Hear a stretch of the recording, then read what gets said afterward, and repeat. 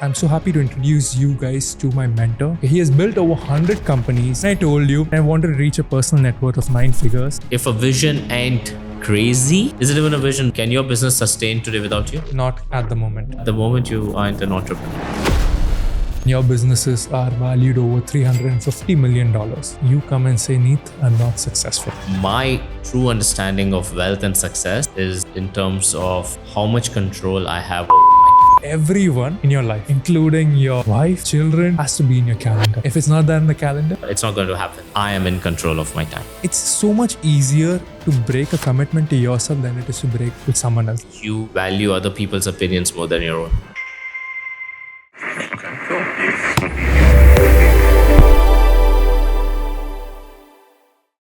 Welcome to another interesting episode of the Neet Bherwani Show. I've been trying to get this episode for a very, very long time. I've been after this person for a couple months and we have finally made it happen. I'm so happy to introduce you guys to my mentor. He has built over 100 companies and he is currently mentoring me. I have a very strong vision, which I've shared the same with him, which is to reach $1 million company in the next 1 year and to reach a net worth of 9 figures or $100 million. And I hope I can work together with him and we can make it happen. In fact, he feels that 9 figures is too less. It should be way more. He's like, when I told him I had this vision, he's like, Neet, you're limiting yourself. We'll keep pushing your boundaries more and more. Welcome to the podcast, Jigar. Thank you. Thank you, Neet, for having me. When I told you I wanted to make 9 figures and I wanted to reach a personal net worth of 9 figures in 9 years' time, you said that we have to push you even more. What did you mean by that? You were trying to play it safe. Yeah. Not to say that anyone and everyone can achieve those numbers that you're aiming for or that it's a easy journey. But I think when we were discussing that, I was asking you, what's your dream? And you said that sentence about a fixed number. So for me, generally, it felt like you're dreaming small. I believe that businesses evolve from a dream down to, your vision, and then you have a strategic goal. And the execution plan thereafter, right? So for me, just having a fixed number as a dream is sort of limiting yourself. I like to see visions and dreams which are truly unachievable because then you are constantly pushing yourself to grow. So you think 9 years, $100 million is very easy. I should have gone for a much bigger number. I think any number as a dream is an incorrect statement. I think when you're dreaming, don't dream in a number. Dream in terms of a bigger aspect than money. For example, I want to be able to do a podcast with any and every influencer in the world. Now, that's a dream. Can you truly achieve it? Probably not, because there are constantly new influencers coming up, prominent figures coming up. But at least then you're aiming for something bigger. You're always constantly striving to be better, to achieve something. A goal can be, okay, I want to make X dollars in X, Y time. And that's a goal. And now you need to have a roadmap to see how you can truly achieve it. Like I say, your goals have to be smart. You got to start with a dream. You dream big. Your dreams should be something that can never be achieved. It should be so wide. That's the idea. It's wide enough. That's why it cannot be achieved. You bring it down to your mission. Why are you doing this, right? Your mission and vision. From there, you narrow it down to a goal. Now, a goal has to be smart. What I mean by that is it has to be specific. So it can't be wishy-washy. It has to be very specific. It has to be measurable. You have the A, which is achievable, and R is realistic, and T is time bound. Unless your goal covers all these aspects, you're doing something wrong. Give me an example of a bad goal and a smart goal. Oh, I want to be rich. That's a really, really bad goal. That could have been the dream. I want to be rich is a dream, right? Now, if you want to convert that into a smart goal, you can be specific in terms of, okay, how rich? Are you measuring it in dollars, in dirhams, pounds? Are you measuring it in monetary value? Are you measuring it in net worth? Are you measuring it in the cash balance in the bank? So be very specific. Again, that number is important. Achievable. I mean, you don't want it to be like, okay, I want to earn $1 gazillion. Is it really achievable? No one has ever done it. It's not about no one's ever done it. Is it achievable, right? Let's be realistic. And that's where the next part comes in. Is it realistic and is it time bound? How do you say that a goal is realistic on? Like, for example, like you said, like $1 trillion, right? No one has yet reached, no individual has reached $1 trillion Right. But there are companies which are worth that much. Can someone go and say that $1 trillion is possible?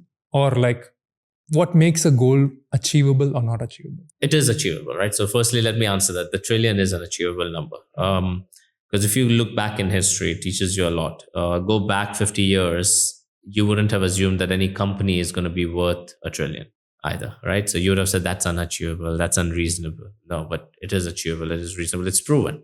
So for an individual to be out there at $1 trillion mark, achievable. Easy? Probably not, Yeah. right? But again, that's why not everyone's a trillionaire. In terms of setting your goals, being calculated, understanding the reality of what skill sets you have, what are you trying to achieve, especially for a business perspective. I mean, if I am selling water, okay, I'm selling water to X number of human beings, and I want to have this many customers. Now, realistically, that's the number which translates into your population or whatever it is. But if I was selling something else, let's say I want to sell men's clothing. I mean, I can only limit that to the number of men out there, right? Probably. So I think it's again about measuring, taking calculations into account when you're setting your goals. You want your goals to be not easy to get. You want to challenge yourself, especially for corporate goals. I think when you set personal goals, it's a tad bit different to setting professional goals. When it comes down to professional goals, you can take calculations into it. And time bound. So when you say, okay, I want to have 9 million or something like that, 9 figures. And I was like, the first thing I was like, okay, is that a revenue? Is that a net profit? Is that dividend?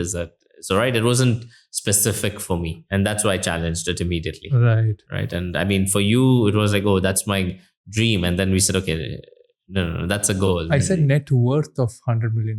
Your net worth of $100 million. This was, I think, session 3. When I got this tattoo done. Yeah, that was session 3 or session 4, I think. But on day 1, I still remember you said that was your dream. And I said, no, that cannot be a dream. It's too small of a dream. It's not wide enough. I think, Jigar, what happens is like, I'll tell you, right? I've been born and brought up in a way where I've been surrounded by middle class. Like I'm from a middle class family, right? Even when I told this thing, I'm so happy you reacted in this way that, I'm going to tell you polar opposite reactions. When I told you, Jigar, like $100 million net worth, you're like, you're setting yourself so small. The same thing I told my parents, they converted $100 million to thing, right? They were like, are you mad, Neet? Don't be mad. Don't think like this, this is the exact reaction my parents had. I think from my childhood, I've been trained in a way that making money is very, very difficult, and that's why like I was always like thinking it's a must. But when I'm meeting people like you, when I'm meeting other people out there, like you open up boundaries in my head. These are boundaries set by people you're hanging out with. So you make the impossible seem possible for me. So, and then that's why probably I came up. But anyways, what's your take on that? Like parents are setting these things on kids, and that's... Do they have 100 million? They don't. Why do you think so? Because they don't have the mindset. They come from a mindset that be satisfied with what you have. I come from a mindset of push yourself more. So, there's that saying whereby stretch your legs as long as the blanket is. I come from a mindset saying, okay, make the blanket longer, put effort in there. Don't worry about stretching your legs. Unless you truly push yourself, you're not going to get there. So I think it's about that mindset. It's about having a true belief in the ability of a human being. Yeah. Pushing that boundary to unleash the true potential that exists within each one of us. Mm-hmm. I wasn't born special, neither were your parents, nor were you, right? We're all equal from that perspective. Yeah. Yes, we may have had different upbringing, different education, different circumstances, but I have had my own set of challenges. You would have had your own set of challenges. The difference is, what do you do when you're facing a challenge? Are you someone who shies away from facing a challenge? Are you someone who goes into a shell? Are you someone who says, let's maintain the status quo? Or are you someone who constantly strives for pushing the boundary? So for me, this is so much about the mindset. And there are a great number of motivational speakers out there, right? Way better than me, who doing this amazing job at motivating the youth, motivating people to become entrepreneurs. And I salute them. But at the same time, I think it's important to understand that anything and everything that they're telling you, you already know. Makes sense. Okay. You need to wake up and do it. Absolutely. That's the difference. I cannot agree more. And coming to the point that you believe these things are possible, there's a saying that you are the average of the 5 people you surround yourself with, right? I surround myself with people like you who make me think it's possible, right? And I'm sure you also surround yourself with people who push you, maybe more. Who's that in your life? You don't necessarily need to have a person in your life the way I am there for you. I think what's important is that you are aware, surround yourself with information.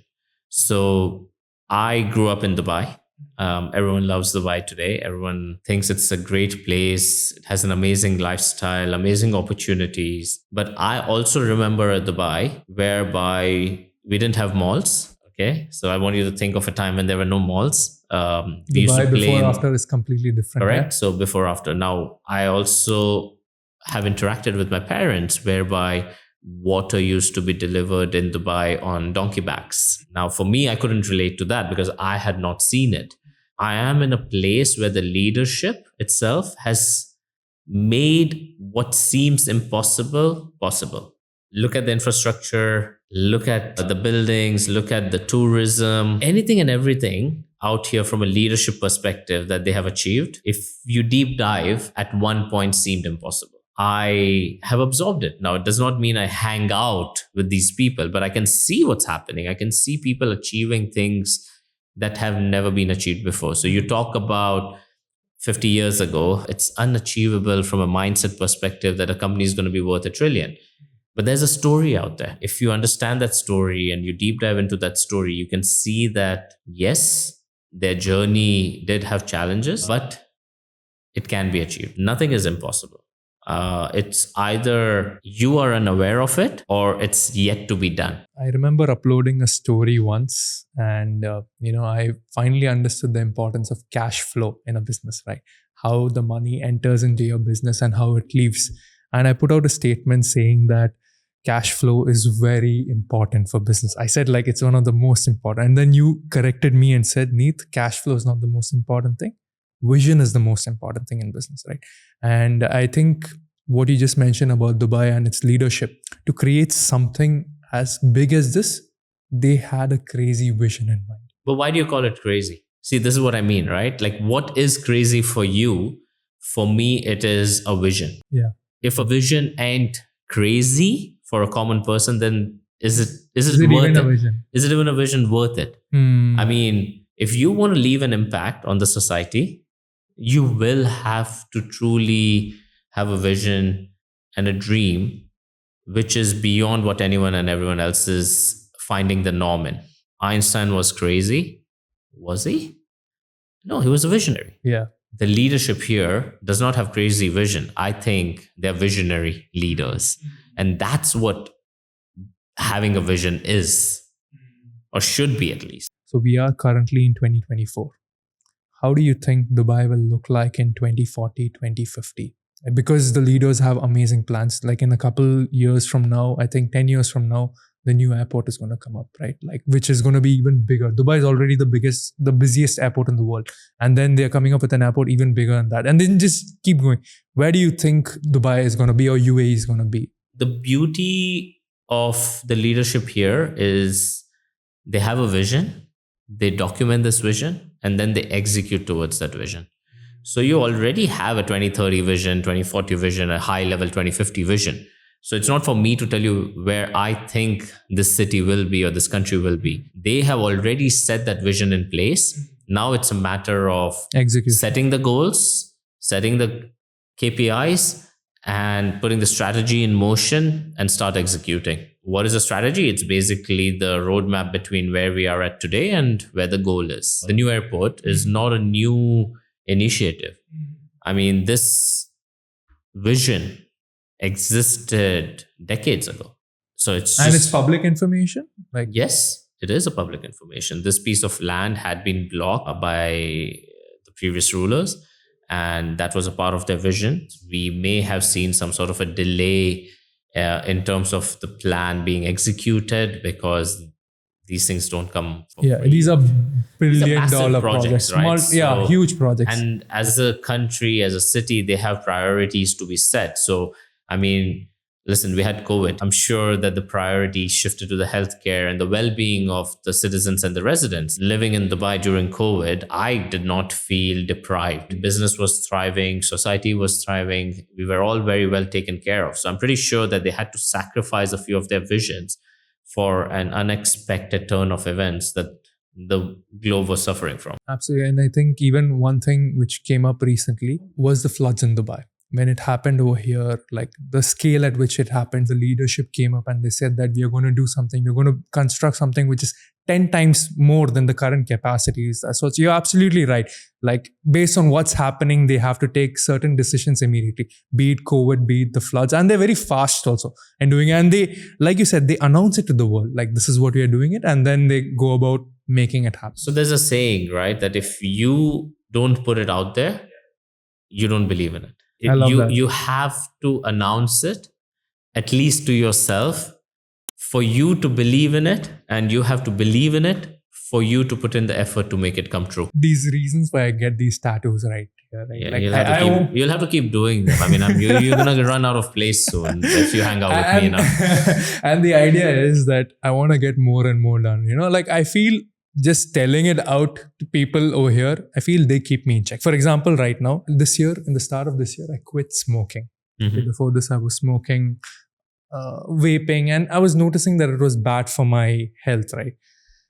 New Year's, I put out a challenge, and some of my team members who are with us right now, I told them that if I smoke, I owe you 5,000 dirhams. And this was like some 5 people. So if I quit, if I actually smoke, I would have owed like people 25,000. And that's money which I'm not willing to shell out. But by just telling them out that, they were keeping me in check. You know, I could never take out a cigarette in front of them. I could never do this. Even me putting this thing out over here, I don't know. I feel like sharing it out there, people keep me in check. Even right now, I have something else going on and I'm going to tell it out publicly, right? To a few people, including yourself. This is the first time I'm telling it in the podcast. I told this multiple. If I don't upload one piece of video every day for the rest of the 360 days, I owe you 20,000 dirhams. Mm-hmm. Okay. And I've told this to multiple people. I've given multiple people different. I told them for 5,000 dirhams, 10,000 dirhams, 20,000. Overall, this amount has gone over 1 crore. Now, this puts so much pressure on me that I have to do it. I have multiple alarms in my phone that I just have to do it. Before this, I was not taking my content as seriously. So I love it that you're putting it out there. I love it that you're committing. What I think you may need to tweak a little bit is don't do it depending on what others think, say, or for their validation. Yeah. Your commitment is to yourself. Right. If you're having to depend on it, is the fear of losing money. It's way bigger than the fear of, you know that, right? Yeah. The idea for me is that, okay, if I'm going to commit to something, that's my commitment to me. I do not need to make promises to anyone out there. I can announce it to the world saying, okay, this is my commitment. This is my goal. This is what I'm going to do. Yet, I'm not of the opinion that it has to have a penalty associated to it. I'm not of the opinion that I have to depend on other people to keep me in check. I came alone. I'm going to go alone. And while I'm here, I am responsible for myself. Right. I'm not going to make anyone else responsible for me. I do not give you that power. Making commitments to yourself, that's amazing. Like I wish that worked for me. But there have been many, many times where I've made these commitments to myself, and it's so much easier to break a commitment to yourself than it is to break with someone else. This is what I've noticed with me. Like, for example, if I've made a commitment, I'm going to go to the gym every day. It's so easy. Like your brain, I feel you're letting down just that one person. That's you. But I feel when you say it out to the world and to more people, you become more accountable. And they're keeping you in check. My team is keeping me in check. External factors are keeping me in check. And I think it's just more of the reminder thing. I don't know, when I've tried to keep it just with myself, it's never worked out. That's me as Neet, you know? That's probably because we've tapped into this previously with you, is that maybe you value other people's opinions more than your own. And that's something you need to work on and fix yourself. You want to do something, do it for yourself. If you're going to do it with the intent that other people are going to keep you in check. So this is for myself. But I'm keeping other people accountable. Like, other people are keeping. If you are not going to be accountable for your own actions, do not dare think that other people are responsible for it. You are your own responsibility. You're not their responsibility. I mean, it's great that you have a good support system and they keep you in check. And I'm not against that idea. Yeah. I'm not against the idea that you inform the world what your intentions are. But I think you need to realize that it's in your own hands and you are responsible to yourself more than to anyone else. Your true victory comes the day you conquer your own mind. Is the victory conquering your actions or is the victory conquering your mind? Pick one. I think victory should conquer my mind. That's what. Right. Because if you can control your mind and you can control that, your actions come in automatically. That becomes a given then. By the way, I got inspired to go to the gym from you. You recommended I try this. And from the time I've started working out, a couple of things have changed. My weight loss journey has increased a lot. Like, because the first thing what I'm doing is I'm working out. And that too in a fasted state, right? I'm just drinking black coffee and I'm going to the gym. Second is I'm more energetic than in the gym. I'm full of energy, right? When we were discussing about the gym, two things came to my mind, right? You said that, and here is me. My reason for personal training is because I'm always thinking about business. Always in my mind, I'm thinking, okay, what do I do? What do I do? My mind, just speaking about what you said, right? My mind cannot stay calm. I think I have ADHD. I have to get myself checked up. I'm not sure, but I'm always having thoughts coming in. I'm like, okay, you got to do this. You got to do this. You got to do this. You got to do this. Like, I don't know, man. I think I really need to go check myself with the doctor. I never said all this in public before, but I think I need to get better control of my mind. Like, how have you managed to do that? I'm not going to lie. It's not that I don't get thoughts. It's not that I've not had anxiety. It's not that I don't have emotions. I don't control what emotions get triggered, but I also know that I control what I do once I've had an emotion, right? So if I'm feeling anxious, it's probably because there's a fear or there's an unknown. And the solution to that is get it known. If I'm feeling anxious about, how is tomorrow going to be? I'll just visualize how is tomorrow going to be? What am I doing tomorrow? And then all of a sudden that anxiety disappears because now it's a known. So I think it's about not trying to control the emotions that get triggered and putting your energy into what you do once those emotions exist. So if I feel sad, I'm not questioning anything else, but I'm questioning, okay, why am I sad? And what can I now do about it? Right? So what made me sad? Rather than saying, I'm sad, I shouldn't be sad. What is causing me to feel sad? Because there's something that's triggering an emotion, right? If I'm feeling nervous, if I'm feeling anxious, if I'm feeling angry, if I'm feeling happy, if I'm feeling positive, if I'm feeling energetic. So now what you do is every time there is something that you understand is triggering those emotions, for the positive emotions, you go create those scenarios of it being triggered again and again. For the negative ones, you can at least try to avoid them. You can try that they don't get triggered as much. You avoid those environments, you avoid those people, you avoid those situations. But it's not always going to be in your control when an emotion gets triggered. That's not in your control. What's in your control is the action you do post that. Absolutely. So if you're someone who is constantly overthinking, it's not about, I have ADHD and that's a bad thing and this and that. No, these are thoughts. You need to take a step back and understand, why do you have so many fleeting thoughts? Is it because you're not structured? Is it because you don't know what you're doing? Is it because you are just flowing and firefighting? And I think that's where the problem is. Right. Many people think and like to at least believe that they are in control of their lives. Unfortunately, you mentioned to me that I'm not in control of You're my not. life. The first day, you and me had a mentorship session. Okay, to the context to people. So the first day we met, Jigar asks and tells like, okay, Neet, tell me your life story. Tell me everything about you. I'm just going to sit and listen. And I think I went on for about 1 hour. You were quietly, you were calm sitting and you were listening to the story while sipping your coffee, right? And after that 1 hour, you came and you made like, Neet, you value a lot about what other people think about you. That's option number 1. The second thing is you are not in control of your life. Tell me more. No, I think it boils down to, Yeah. see, there's no right or wrong. What made you who you are is a combination of your experiences and exposure, your childhood. What matters is how do you take everything into account? And now, while you're aware, you focus on improving yourself. So the idea over here is, how do you take control?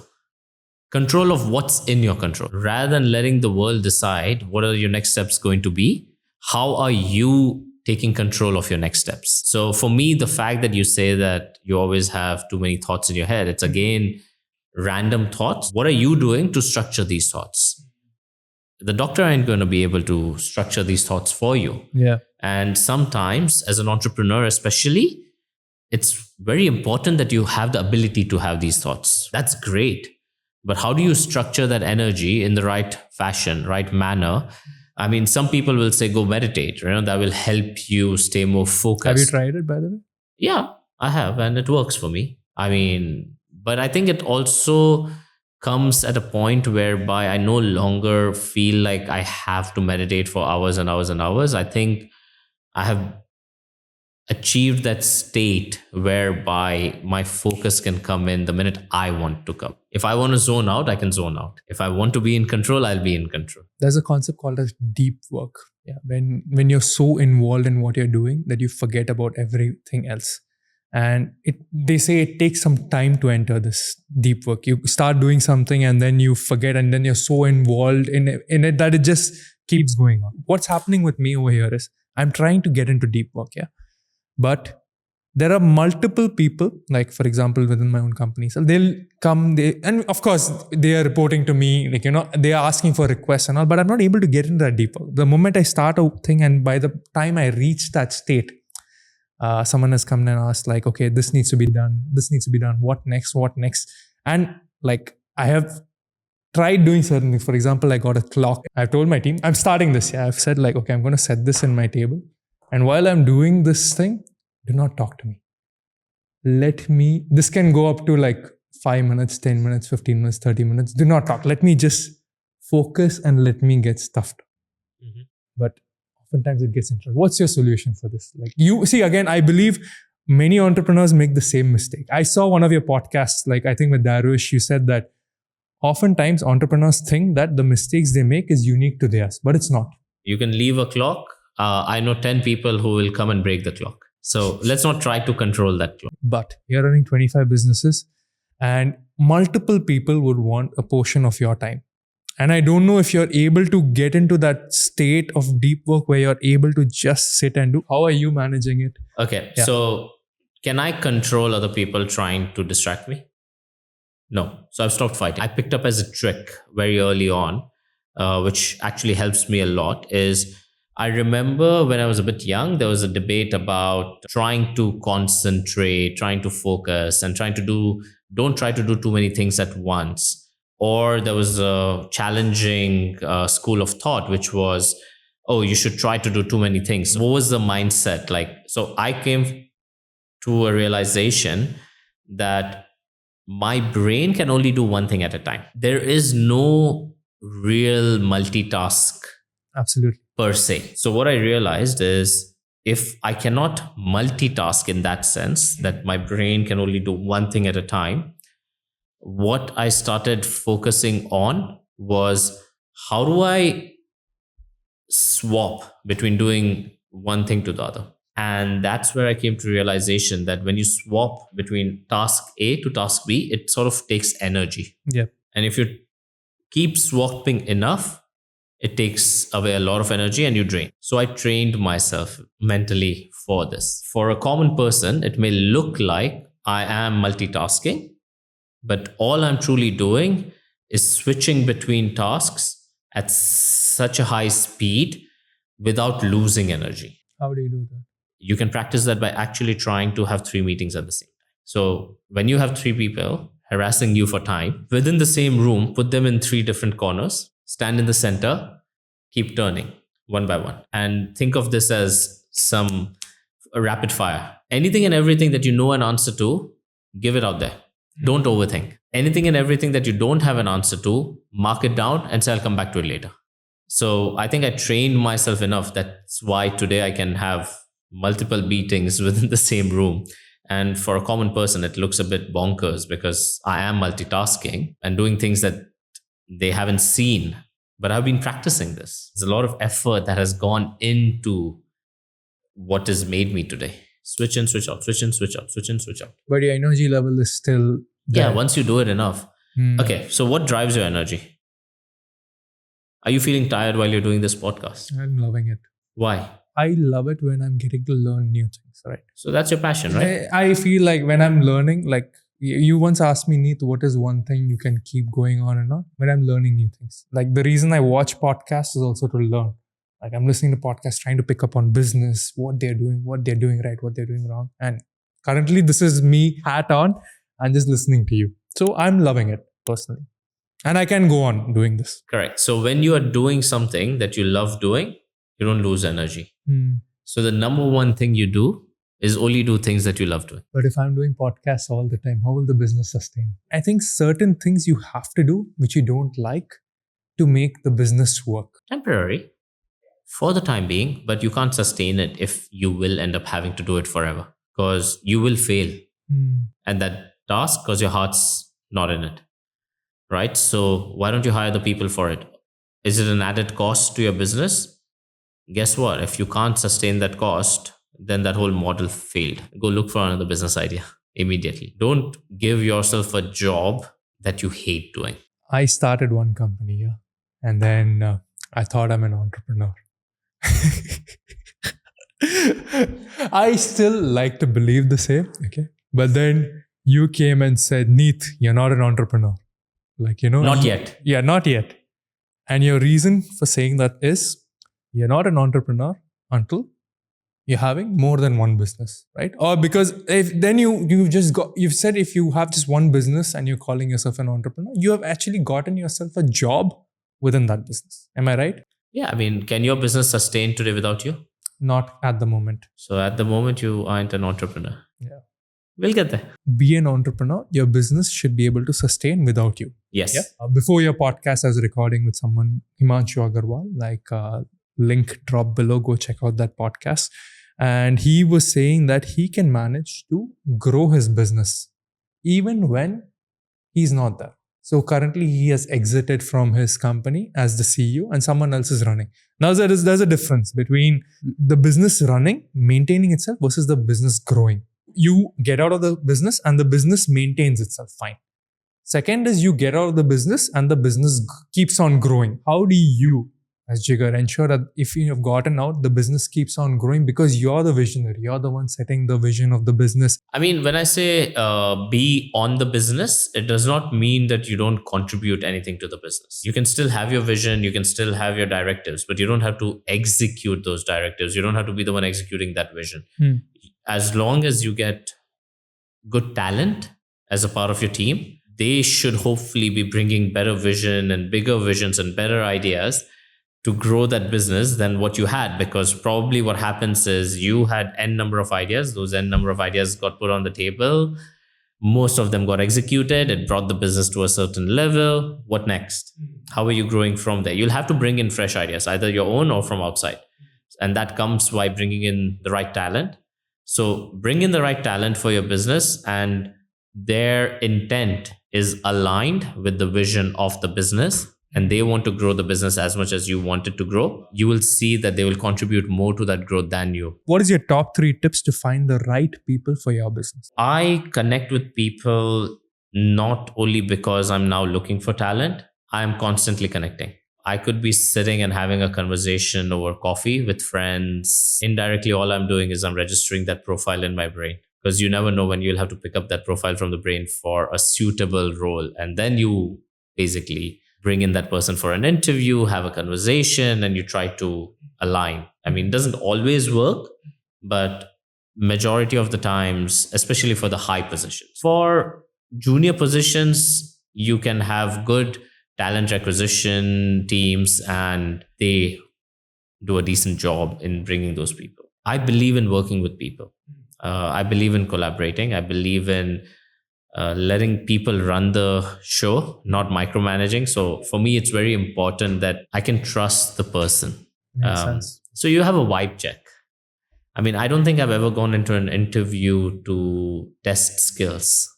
I have only gone into an interview to have a vibe check. You remind me of, I just saw a reel recently, but this was by the founder of Zomato, Deepinder Goyal. Yeah. In Zomato, they have a policy where they have something called a beer test. And that's what they call it. It's their thing. It said that if you're able to go out with your team members outside of work and spend like more than 1 hour chilling with them, enjoying with them, just grabbing some drinks together, those are the kind of people Zomato tries to keep, because like you should be able to see each other, work with each other more than office. Like it's just not just because you're even after work, and that's their vibe check, Right. which they have in place. What is your vibe check? My first vibe check is, will this person be able to work without micromanagement? Because I know my own limitation. I cannot micromanage. Of course. So if this is a person that will need constant directions, then it won't work. I also only start businesses with an intent of not having to continue being in that business. I set an expiry date for myself even before I launch a business, that on so and so you date, have the end end date is set before.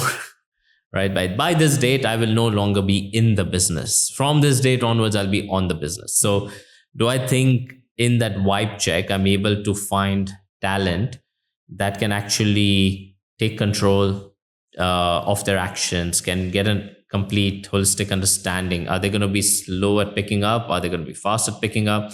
Are they visionary, or are they just executing what others are envisioning? Oh, you have 25 plus companies. You have started over 100 companies, and currently you're managing 25 plus companies. And then you told me, Neet, I don't think I'm successful yet. From your public information, your businesses are valued over $350 million. And then you come and say, Neet, I'm not successful. I ask you, Jigar, why do you feel that? And then you said, Neet, the day I have control over my time, I will consider myself successful. Some people measure success by what's in their bank. I may have started with the same mindset when I was probably 12 or 13. Oh, how much money is there? How much money? Can I buy whatever I want? That I think was the mindset at the age of 12, 13, 15. I think by 17, 18, I was over it. I already knew that the measurement of success is going to come in terms of control over my time. What is the most valuable asset? Many people will say time. Because you can't get more of time. Yeah. You can't get. But you can make more money, but you can't get more time. Thank you. Now, easy to say. I like to actually implement it and believe in it and work towards everything with that in place. My true understanding of wealth and success is in terms of how much control I have over my time. I'm working very hard to control my time, but I don't think I still have 100% control over my time. And that's why I still feel that I have a long way to go to feel truly successful. You made a very controversial statement. You said that everyone in your life, everyone, including your wife, your children, your relationships, has to be in your calendar, correct? Yes. If it's not there in the calendar? It's not going to happen. And suppose if your wife wants to go shopping with you. Put it in the calendar. Oh. But I love that idea, right? I love that idea, but I don't know if other people can make that happen. Imagine like how was that conversation? But there's a logic. Yeah. There's a logic behind this. People talk about priorities. So I have come across people for whom priorities, at least, especially when you speak to them, they'll say, oh, my family is my priority. I mean, you have parents with young kids. Oh, my children are my priority.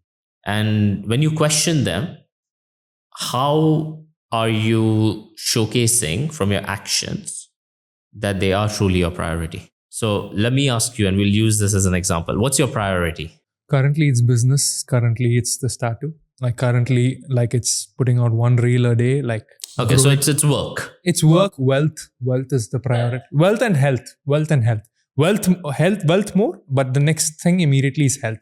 But by shifting health to the first thing in a day, I think I'm prioritizing health the most important thing by working out first thing. But anyways, those are my priorities. I know. Wealth and health. So I've simplified life, right? I think there are three core needs: health, wealth, and relationship. Right. And you can further break them down. So when you talk about health, it's not just physical health, it's both physical and mental health. So when you talk about, let's say, physical health, you're talking about sleep that's needed for your rest time. You're talking about working out, going to the gym, being active and fit. When you talk about mental health, it's the time, whether it's you meditating, spirituality, just going for a spa, doesn't matter, right? So anything and everything that helps you stay calm. When you talk about wealth, that's anything and everything that you're doing to truly grow your wealth. One is to grow money. One is to grow a legacy. One could be to do something that helps you achieve a sense of success or whatever that your measurement of that wealth is, right? And the third aspect, which I said, was relationship. Now, in that bucket, you have your family. So it could be your parents, it could be a spouse, it could be your children. You can put these in buckets. I have heard many people say, my family is my priority. Now, for me, truly, my family is my priority. So the first thing I do is I block out time in my calendar for my family. So what I've done is I have already put in place family vacations, family trips, family outings. This goes into my calendar. And this could mean I have things in my calendar even 1 year from now. Oh, wow. It's there. You planned a vacation 1 year from now. I have blocked my dates. Yeah. That's my priority. I have blocked my dates. My second priority is my health. I have blocked out every morning for something to do with health. So whether it's a gym on the weekday, whether it's a sport on the weekend, doesn't matter. But I have put it in my calendar and I have blocked that time to focus on my health. I also have something that I carve out in terms of once a quarter to go explore my spirituality, to take care of my mental health, to go meditate, go away from, the hustle and bustle.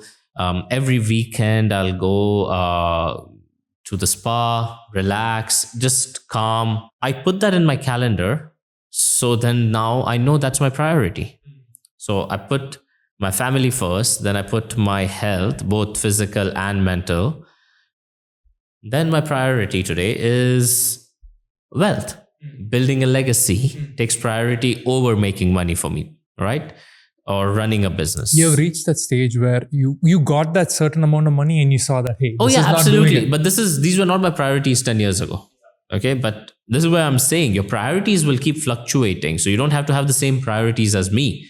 But what you can do is identify what your priorities are, put them in your calendar, block your calendar out with these priorities in place. So what I do third is I block out for 1 month my calendar when it comes to my work. I already have this month's and next month's calendar blocked out in terms of what I'm going to be doing when it comes to work, when it comes to growing wealth. All of that combined, those dates have been blocked. Now, what happens is when you do that, you'll realize that you may think you're a very busy person, but you're only busy because you are not in control of your time.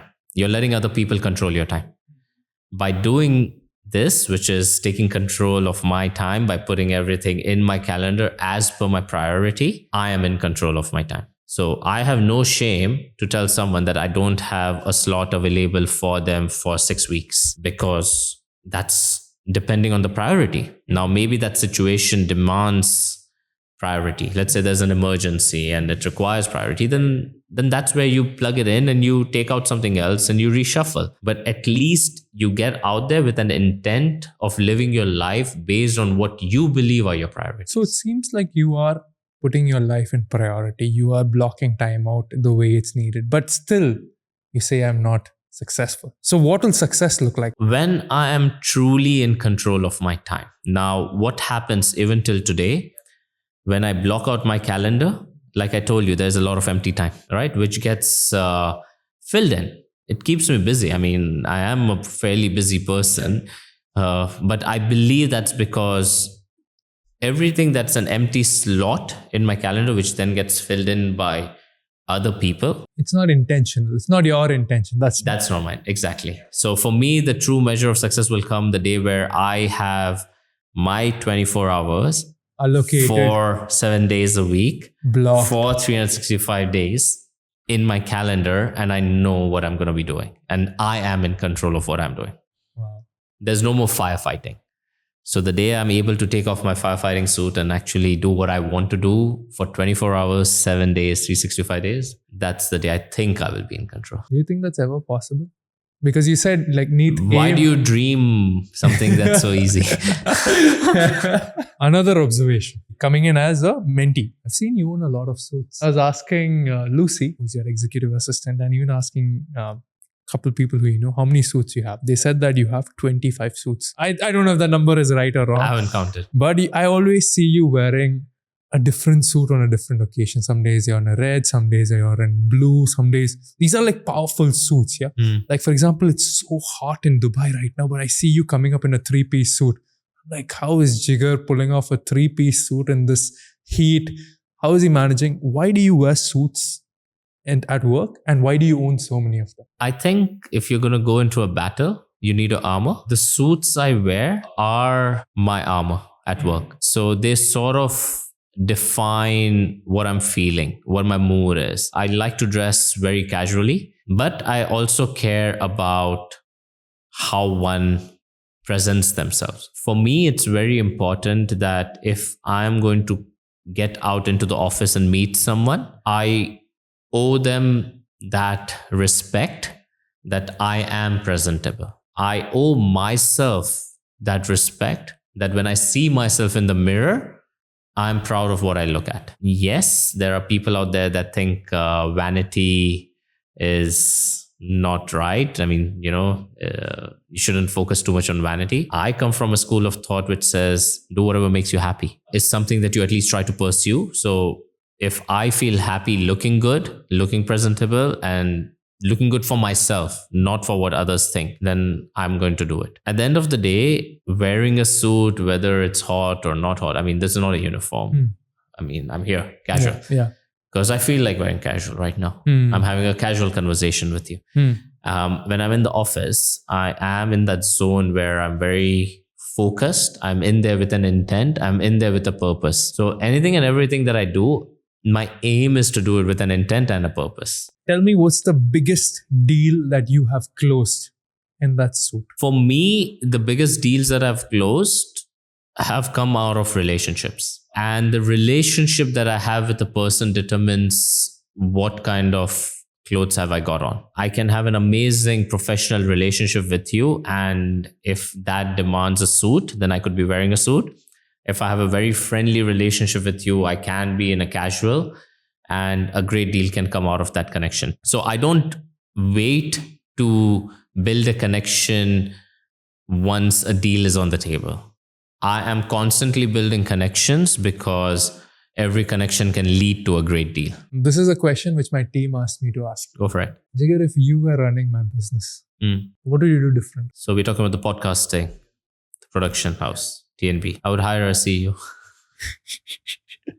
Give myself 6 months to not be working for this business and working on the business from that point on. I would be looking at creating a niche within a very saturated industry. So a lot of people are doing podcasting, right? I mean, this is not new. Yeah. So how am I different? What am I doing different? Raising funds was where everything was getting stuck. Then I would spend as much time as needed of that 6 months validity period on preparing the right deck and raising that funds rather than just having a job for myself. Thank you so much for sharing that, Jigar. He's not going to like me, is he? I value our discussions. I value the next mentorship session that we're having. One thing is my observation of you. So by the way, guys, Jigar is very successful. Jigar has companies worth over $350 million. And one thing, this is my observation. I just want to close this. One thing which I feel makes him very, very successful is he knows how to manage businesses just by looking at a balance sheet, just by looking at the profit and loss statement, balance sheets. Go check out his videos. You'll see him doing trend analysis, horizontal analysis, vertical analysis, things which don't make sense to me yet, but I will learn. Yeah? And these are things which are absolutely crucial. I think from a business point of view, like you're very numbers driven, right? I would like to say I'm data driven. So I'm fully aware that human beings are emotional beings, and I am a human being and I have emotions and I have biases. So when I take decisions, I rely on data and I keep my emotions at bay. And usually it's your financial performances and the financial data that can drive majority of the decisions at the level at which I sit. But on a day-to-day basis, doesn't matter whether you're in mid-management or a junior administrative role. If you can incorporate data to drive the decisions that you take, you will be successful because that won't let you down. Absolutely. And you're taking calculated decisions overall. Absolutely. You also told me that you manage some businesses just by spending 10 to 15 minutes a month by looking at the balance sheet. And that's how you're managing a whole business, making, doing revenue, doing well. So that's been my biggest learning. So guys, if you want to become $350 million plus, invest in the book. This is my investment after. This is not sponsored anything, by the way. I got this book after meeting Jigar. It's called Romancing the Balance Sheet. Yeah, this is for anyone who owns, runs, or manages a business. Now, why did I buy this book? It's because Jigar asked me some numbers for my own business and I wasn't able to answer you. I'm still waiting for them. Yeah. I will get back to you. Thank you so much, Jigar. This was an amazing episode. Hope you had fun. I don't think many things in this you have never discussed in any other podcast before. Listen, I think it's always a pleasure connecting with you and talking to you because I think you truly want to absorb knowledge. There are quite a few people out there that talk about wanting to learn, and then there are people who actually put in an effort. I want to tell everyone out there, put in that effort. It's not going to come on its own. Don't focus too much on where the successful people are. Focus on their journey instead, because that's where the learnings are. Absolutely. Thank you for sharing that. See you for another amazing episode. Hope you found value. Until next time.